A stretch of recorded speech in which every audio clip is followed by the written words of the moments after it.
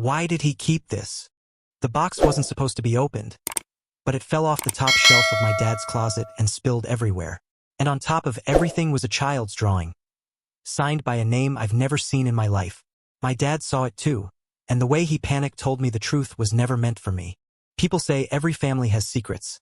Some small, some harmless, some quietly sitting between photo albums and birthday cards like dust that never gets wiped. I used to think our family secrets were simple, the kind built from unspoken arguments, little tensions, old grudges. I was wrong. Our biggest secret wasn't in the open at all. It wasn't in memories or in stories, or in all the things my parents never talked about. It was in a cardboard box shoved so high in my father's closet that it wasn't meant to be found. Not by accident, not by intention, not ever. But secrets have a way of slipping out when you're not careful. And that box slipped out literally. It happened on a quiet Saturday morning. I'd come home from college for the weekend. My dad had been nagging me about helping him fix up the closet, which really meant sort through 20 years of clothes he refuses to throw away. His closet was a mess. Old jackets, shoeboxes, winter coats no one wore, dust thick enough to write your name in. I was standing on a little stool, reaching for a pile of sweaters shoved onto the top shelf. That's when I bumped into something. A box. A large, old, uneven cardboard box. Before I could grab it, gravity did its job. The box tumbled off the shelf, hit the floor, and burst open. Papers, envelopes, something metallic, and a stack of old drawings spilling out like the past vomiting itself onto the present. I had barely blinked when my dad lunged into the room. His reaction was instant. Too instant. He looked like someone had dropped a grenade in the closet. "What are you doing?" he snapped. I froze. I just knocked it down. I didn't mean. He rushed forward, scrambling to gather the papers, almost panicking. I had seen my father angry, tired, overwhelmed, but never afraid. Never like this. His hands shook as he grabbed the edges of the drawings, stuffing as much as he could back into the broken box. But not fast enough. One drawing remained on the carpet, and when he saw me looking at it, he stopped moving completely. The drawing was simple, the way children draw, 3 stick figures holding hands. A blue house, a yellow sun with squiggly rays. Normal, innocent, except for the signature. Eli, age 6. My stomach tightened. Who's Eli? I asked. For a moment, my dad didn't breathe. Then he said, too quickly, nobody. It's signed, I said softly. He stood up straight. Clean the closet. I'll deal with this. No, I said, stepping back. Why do you have drawings signed by a kid I've never heard of? He didn't answer, just left, box in hand, face pale, and carried it into his office. He locked the door behind him. That should have been the end of it. It should have been enough to make me drop it. But something about that moment, about the way he reacted, the panic in his eyes, grabbed hold of me and refused to let go. I spent the rest of the day thinking only about that name. Eli. Why did my father hide drawings made by a child? Why did he panic when I saw just one? That night, instead of sleeping, I went to his office door and listened. I could hear paper shifting, quiet muttering, something like a stifled sob.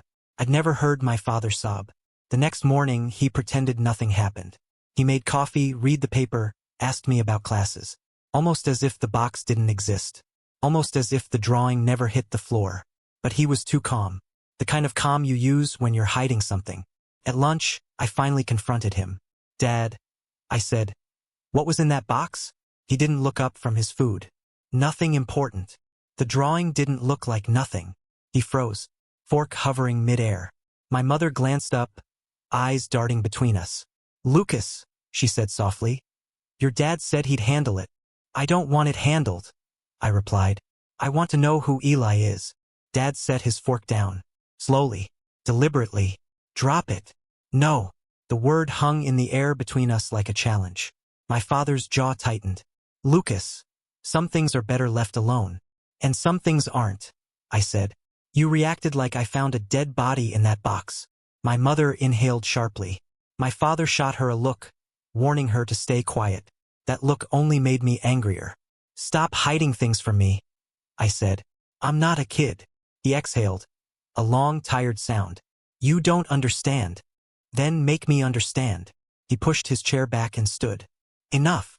He left the room again, just like he left the closet. just like he left every conversation that got too close to something real. But I wasn't backing down.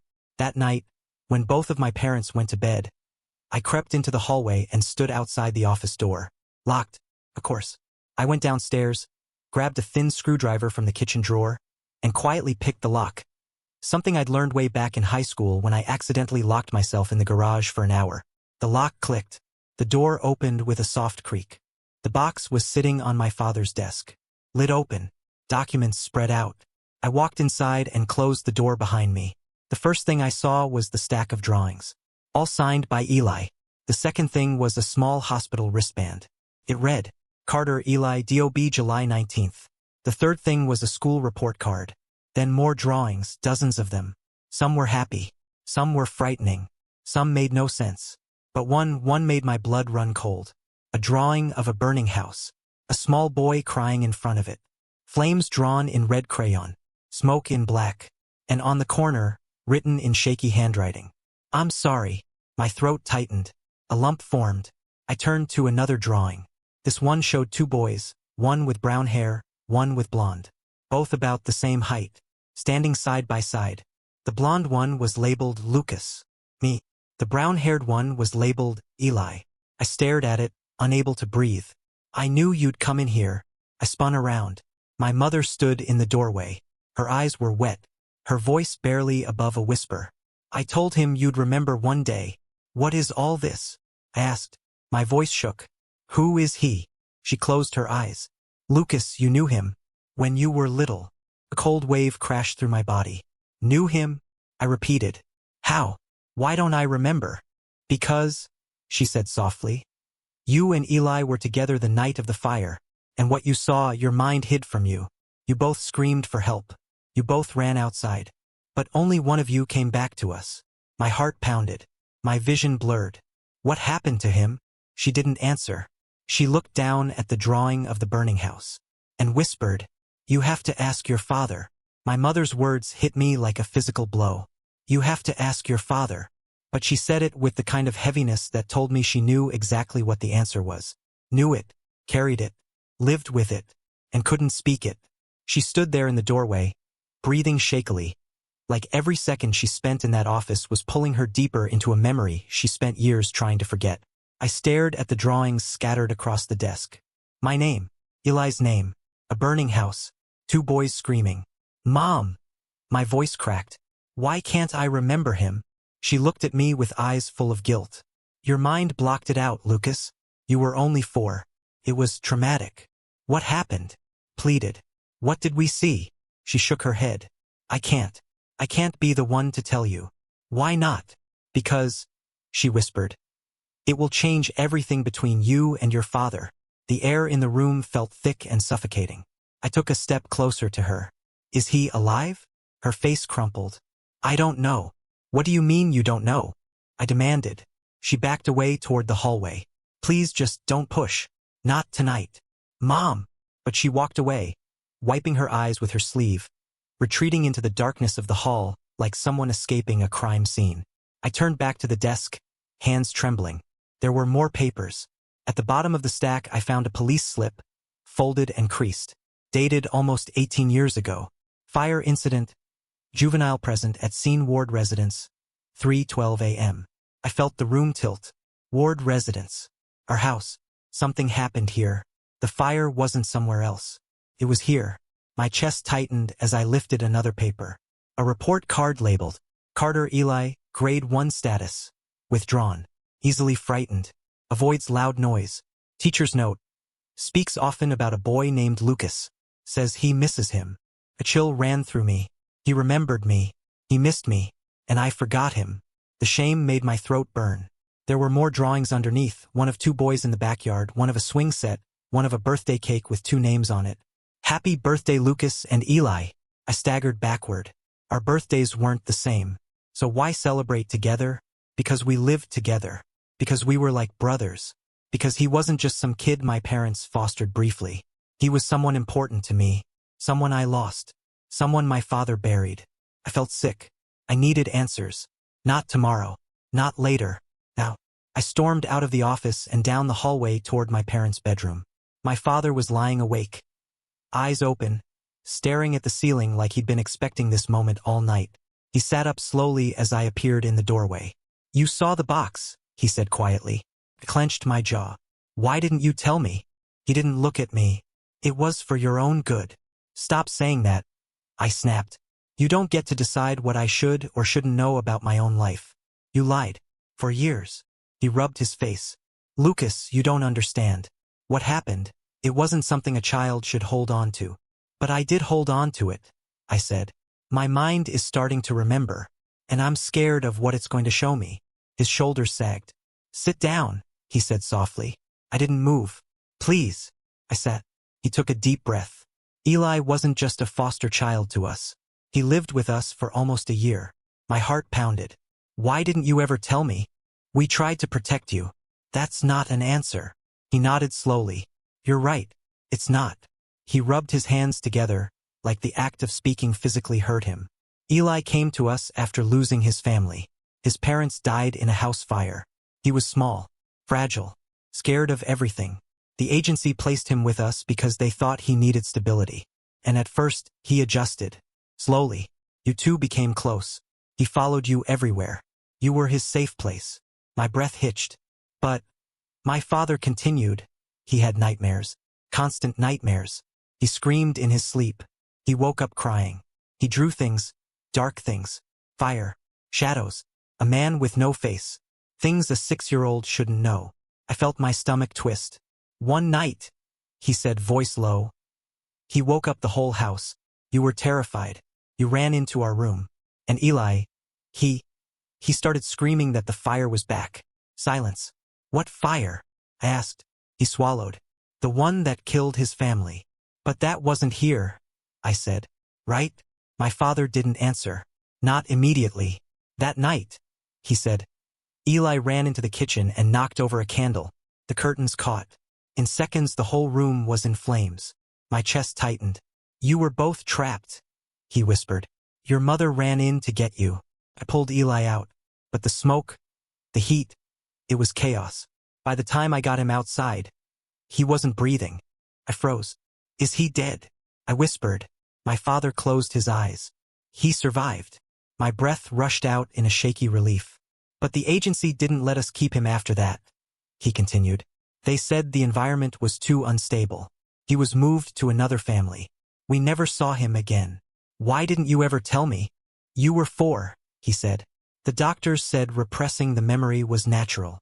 But you kept the box." His eyes softened. "Because I cared for him. I didn't want to forget. Even if you did." Tears blurred my vision. "Why was the photo burned? Why were the pictures hidden?" He hesitated. "I didn't want your mother to see them," he said quietly. "She blames herself. She thinks she could have done more." I wiped my face. "Dad, why was his school photo scratched out?" He stiffened. I saw something flicker in his eyes. Fear. Guilt. Something raw. "Dad," I whispered. "What aren't you telling me?" He opened his mouth. And then, a sound echoed from down the hall. A faint thump. Then another. Coming from the office. My father's face paled. "What was that?" I asked. He didn't answer. Another thump. Louder. My father rose to his feet. "Stay here." "No," I said. "I'm coming." He didn't argue. We walked down the hall together, every step heavier than the last. When we reached the office door, my father slowly turned the knob. The room was dark, but the box wasn't on the desk anymore. It was on the floor, and one drawing was lying face up in the middle of the room. One I hadn't seen before. A stick figure, standing alone, with a broken heart drawn across its chest. Under it, in a child's shaky handwriting, "Lucas, why did you leave me?" My father's breath trembled. "Dad," I whispered, "Eli isn't dead, is he?" He didn't answer. He just stared at the drawing like a man looking straight into the past. Then he whispered, "Someone was in this room." My father stared at the drawing on the floor like it was a message from a ghost. Like it was a warning. "Someone was in this room," he whispered. The office felt colder than before. Still. Too still. I swallowed hard. "Dad." The house was locked. He didn't answer. He kept staring at the drawing, his face drained of color. The stick figure. The broken heart. The words. "Lucas, why did you leave me?" My breath felt trapped in my chest. I didn't leave him, I whispered. I don't even remember him. That's the problem, my father said softly. You were everything to him, his only friend, his only safety. And when he was removed, he lost you too. I stared at my father, waiting for him to explain more. But he didn't. He stood up shakily and shut the office door behind us. He locked it twice, breathing heavily. Then he placed his hand on my shoulder. Lucas, he said, there are things about Eli you don't understand. Things I didn't want you to remember. Like what? He hesitated. My mother appeared behind us in the hallway, her face pale. She clutched her robe tight around her shoulders and looked toward the closed office door. Daniel, she whispered. You need to tell him the truth. I'm trying, he muttered. The whole truth, she insisted. He closed his eyes, as if her words carried more weight than the fire, more than the years of silence, more than the box hidden in the closet. He sat down on the couch, exhaustion leaking from every part of him. I sat across from him, waiting. He began slowly. After the fire, when they took Eli away, we thought it was over. We thought he'd get help. We thought another family would heal him. He paused. But he didn't adjust well. They moved him again, and again, and again. I felt a tremor run through me. Why? My father swallowed hard. He kept talking about you. What does that mean? He told every foster family that something happened at our house, something they needed to keep safe from. He said he couldn't sleep because Lucas was in danger. He insisted he needed to come back. Some families thought it was trauma. Others thought it was obsession. My mother's voice broke. One family called and told the agency Eli would stare out the window at night, for hours, as if he was waiting for you to walk down the street. A chill ripped down my spine. He kept drawing pictures of you, my father continued. Hundreds of them. Some were disturbing. Some didn't make sense. Others showed the two of you together. But the background always looked burnt, like the fire never left his mind. I felt my entire body tense. What happened to him in the end? He turned 7. They moved him to a more specialized home for kids with trauma. After that, he disappeared from the system. I blinked. Disappeared. My father nodded slowly. No one knows what happened. No file. No address. No transfer. Just gone. How does a child disappear? I whispered. He looked up at me with hollow eyes. The same way a memory disappears, he said softly. Suddenly, completely, and without warning, the room fell silent. I didn't know what to think. I didn't know what to feel. Fear? Sadness? Guilt? All of it hit me at once. I stood up, pacing. The drawing in the office, how did it get there? You said someone was in the room, but that's impossible. My father didn't answer. My mother did. It wasn't impossible, she whispered.